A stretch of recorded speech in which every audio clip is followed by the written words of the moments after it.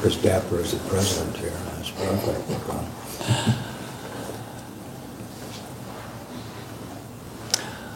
Welcome to the Utah Senate and our time to answer questions from the media and from the public. We welcome those who are watching us over the internet, by whatever means that you watch these proceedings. We have our Minority Leader, Senator Davis, here, and our Majority Leader, Senator Van Tassel. We are in our 6th week. The session ends next week on Thursday at midnight. The last night or the last day of the session is laid out in Constitution, and so we can't extend it. We have to end next week, and so we'll have a budget like we have for over 100 years, and we're concluding that process this week. The House and the Senate will start meeting tonight on putting together a budget that we can agree to and bring the governor's office into that discussion here in a couple of days, and I think by the end of the week we'll have an agreed upon budget that we can pass. Any questions from our media representatives? Any closer on tax cut plan for that $80 million? I think we're very close. I think that the House is actually working on that a little bit today. We'll know more probably after caucus. Do you know what they're working on? Because Senator Adams mentioned that last week too, that they were working on seeing what had votes to pass. Specifically, what they're considering. It's like what we've talked about before, because we'd come to some agreement as a joint leadership that we'd work on a reduction in the income tax rate, that we would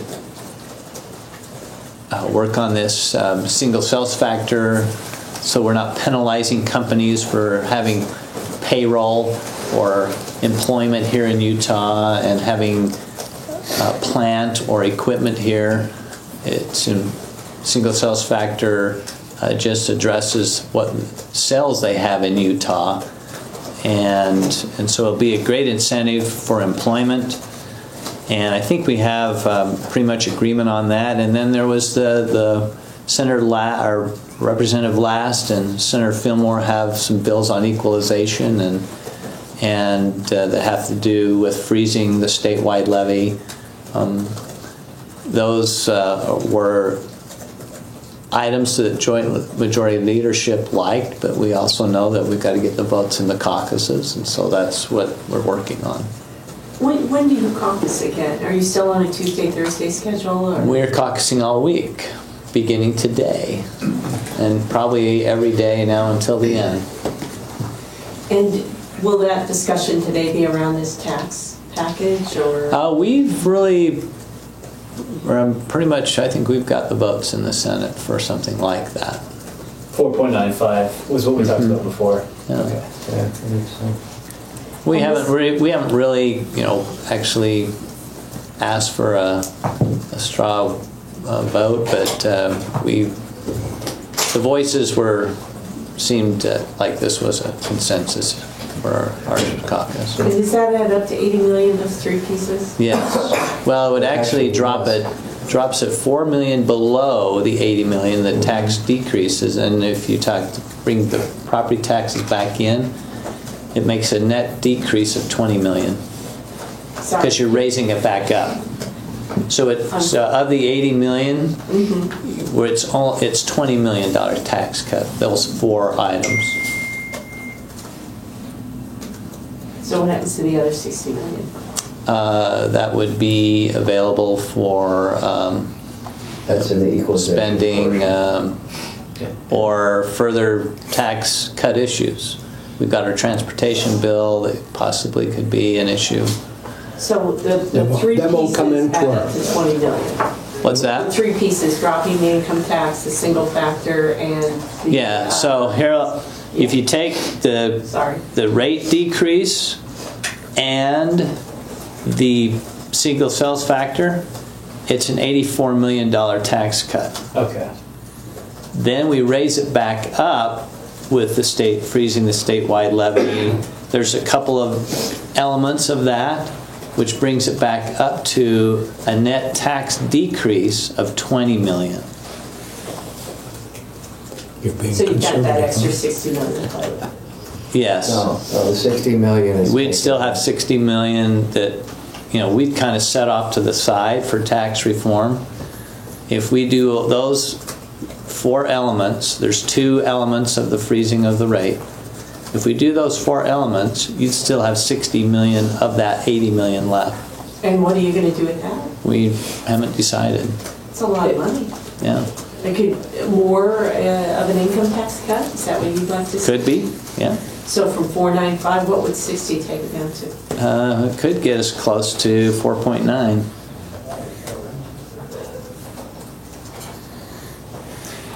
I guess on the, I wanted to follow up on guns, now that there actually is a proposal that's being worked on. Let me just let our minority leader then, but I think that's important. Have you talked about what tax decreases, or what have you talked about in your talk? We haven't had any discussion on that yet. Okay. We'll be discussing that today, as a matter of fact. Okay. Follow up tomorrow then. So now that there's an idea, at least in the House, that they're working on, which is like a GRVO, gun violence restraining order. Has that come up yet? I've talked to a few one-on-one as far.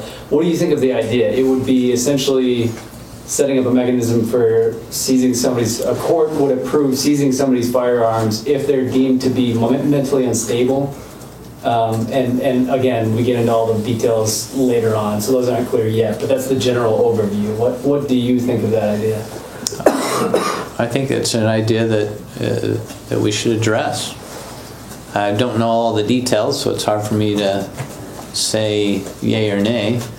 But I think it's a great discussion. Let's talk about it with the House. This session. Yes. Because on Friday we didn't have a proposal, now we do. And so Yeah, but I'm also working on a proposal too to increase the security at our schools. So I'm going to be meeting maybe today. We're working on the appointment with the School Board Association to start working with them on some kind of an initiative where we could use some money to help support them for security at the schools. Some of that 60 million maybe? Well, I mean, that's a possibility. And when you say security, you're talking about armed? I wouldn't identify any pot of money because there's still a lot of money. And so it's not an identification of a pot of money, it's just something that we want to support our local school boards in making a safer zone around our schools. Are you talking about putting armed security on school That's grounds? That's one of the options. There's already armed security at many schools, but we need to talk about getting it at all our schools. But this isn't arming teachers. This is armed professionals coming into. Yeah. For me, I would never want to mandate the arming of teachers. Many teachers don't feel comfortable in carrying an arm. I don't feel comfortable. There's a huge responsibility in carrying a gun. Let them teach. and then let's provide the security at the school so they don't have to feel like they have to carry a gun around. I just don't think that's even close to the right idea because there's just some people that don't feel comfortable with that. Senator David? I agree with that. There's something that needs to be done in what we're doing and what we're going about. I think the one thing is it's a very difficult thing to decide who gets to own a gun and who doesn't, just because of their actions and activities. Schools should be a safer ground. And if you're talking about having armed security in a zone around, that's different than having that armed security inside the school. I'd hate to think that a student feels oppressed by the fact that somebody's walking down the halls with an assault weapon ready to save their lives, but it creates an uncomfortable situation to be in if you've ever been around heavily armed people. Is that what you're talking about, President Niederhauser? Someone being inside the school with someone armed being inside the school? I'm not saying yet. Okay. We're looking at creating this safer zone around the schools. What does that mean around the schools? Well, because kids are out in the playground at recess and at lunch. There's a vulnerable situation But it's still the there. school grounds, though. It's still the school grounds, Yeah. yeah, that's what I'm talking about around the school, which is the school grounds. But you're not sure whether that would be inside the school or not? I want to talk with the Association of School Boards, find out where their needs are and help support them in a partnership to create safer schools. We do have Through resource security. officers that are in the schools today. You So we do think have that level. have time to do that before the end of the Yes. session? If we can come to an agreement on something like that and funding. Is the House on, have you talked to the House about that? I have not.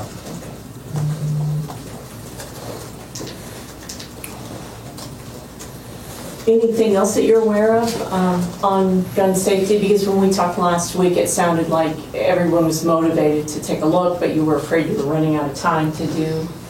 Well, I mean, if you're talking about watershed changes, yeah, it's going to be hard to make some of those changes by the end of the session. But I think we've at least, I feel like the security thing is something we can get done by the end of the session. And maybe this initiative from the House that we need to understand better, it's something we could get done. But that would still not be everything. You'd still want to talk during the session. Through the interim. I mean, during the interim. Yeah, I think there needs to be a discussion. Kevin, anything? I don't. I think we've covered what we think we can get done. Yeah. Can I ask about the State Central Committee vote over the weekend? I wasn't involved in that. You sure? Yeah. Apparently, the State Central Committee is at least trying to send a message that they don't want people gathering signatures. If they do, they would be a Republican, at least in some cases. Apparently, it doesn't impact anyone right now, but could if someone tries to take both legal paths to the ballot. What do you think of that, President? Well, I don't. I think for now those that are gathering signatures are already filed, and so I don't see that as an effect anything for this election. I'm not aware in my seat. There's a number that's filed to replace people that are gathering signatures. I would think in my district, anyone that's going to file and gather signatures starting today, they can't get it done. 2,000 signatures in my district is tough.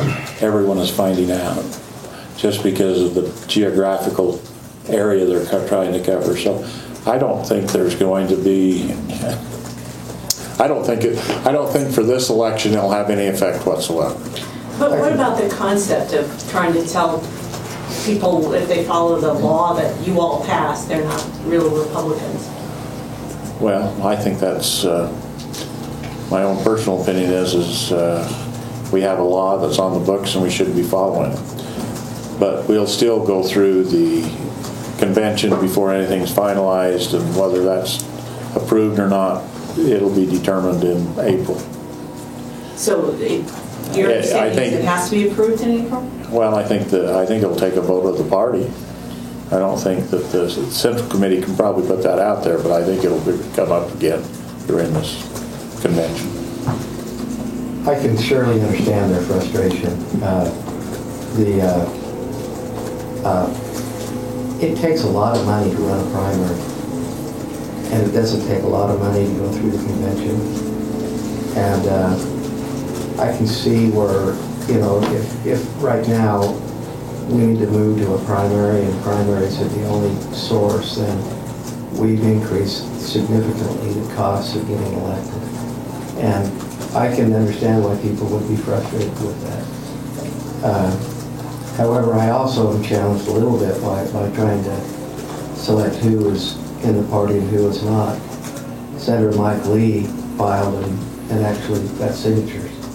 And I think it'd be tough to say that he wasn't a good Republican. And I think those type of efforts, I think, are not very productive. But somehow, I think we need to understand each other's frustrations and try to work through the process. So I can understand why they're frustrated. I'm just not sure that the route they're taking is something that Are you signed up to gather signatures? I am, so are you, and so I mean, I don't think anyone who's running is not. Maybe there are in the Senate. Yeah, and the part that really baffles me is that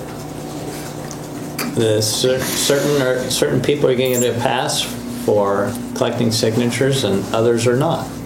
Yeah, I talked to Senator Lee before I decided to gather signatures, asking why he decided to. And he basically told me that he was going to take every available route to get elected. He was going to get reelected, and it didn't matter what route, he was going to use them all. Certainly, Mitt Romney is doing the same thing. Yeah. Is that what you're referring to, President, that this is I'm aimed talking about the at congressional districts. At congressional Why are they districts, not the so? I don't Senate understand districts. that. Yeah, there's two of those that they get a pass and two of them don't. Well, and the Senate gets That's 3 and 4 get a pass, but 1 and 2, you're out. How do you do that? I don't. That's just that's inconsistent. Are you concerned at all about the possibility that if the party limits the candidate's choice to which path to take, that as the Lieutenant Governor has suggested might be the case, they would not qualify as a political party? I don't know. I couldn't comment to that, but I guarantee that any effort to try and keep people who collect signatures off the ballot will be met with a lawsuit. I guarantee there'll be somebody who'll file a lawsuit Well, as one of to stay on the ballot.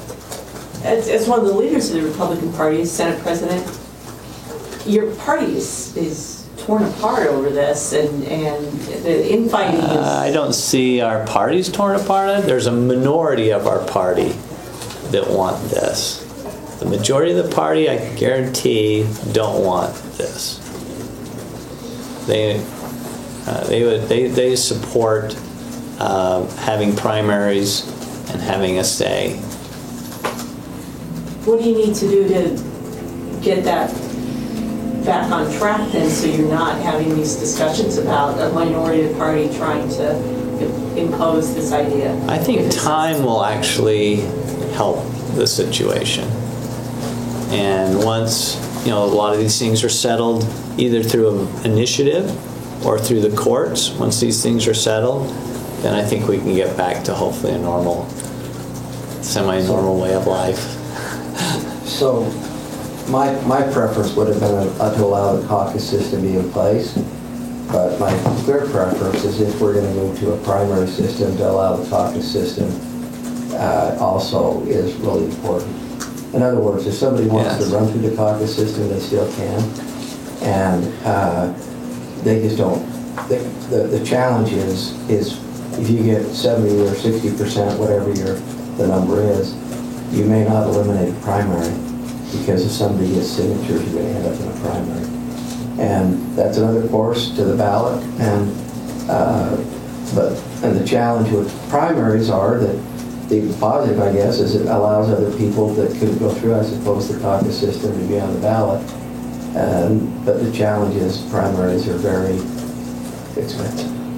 Senator DeBackus has a bill to limit campaign finance donations in Utah. Is this an endorsement for that, or? Well, his limits are like way beyond anything I've ever seen. So I don't think that's really effective at those high limits. I'm not sure what he's doing, so probably talk to him. It's a strong message. Any questions from Can't our imagine him having a strong viewers? Not today. Okay. Any other questions? We'll take one more. Thanks. The House is considering a rule that would keep reporters off the floor 45 minutes before the start of the session. We're not considering that. We think maybe 45 minutes after too. I don't know what. Do you know where that's coming from? And is I that don't. a concern to you to see one body try to limit press access? We just have to deal with our own. It's like in the neighborhood. I've got problems in my own house. I don't need to be concerned what's going on in my neighbor's house. We have no idea why, but we respect what they're doing. Yeah. Okay. I guess, can you take one more? It was on automatic registration, which we've talked about in the past, but there's a bill that's been circled on second for basically since the start of the session. And there's a big bill in the House now that I guess has been changed from automatic registration to an opt-out, which essentially is what the law has always been here. Have you talked about this in the Senate? Well, we passed Senator Henderson's bill. No, it's still. It's not a committee. Oh, is that? Oh, is okay. So, didn't we vote for it here? Not yet. I support that bill. I think that our driver's license is such a secure system now, and just making sure everybody has that right to is registered to vote. Now, how they vote and that kind of thing, I think that's up for debate, but the registration of people voting, I supported it. I don't think it has the votes in the Senate to go forward, and so it sits on the second reading calendar. Thanks for answering the question about the 45-minute rule in your daily open media briefing. Are you going to have to wear a stopwatch around your neck? All right, thanks everyone. Thank you very much. We appreciate you being here. Thought we'd It's passed actually that bill. helpful to us.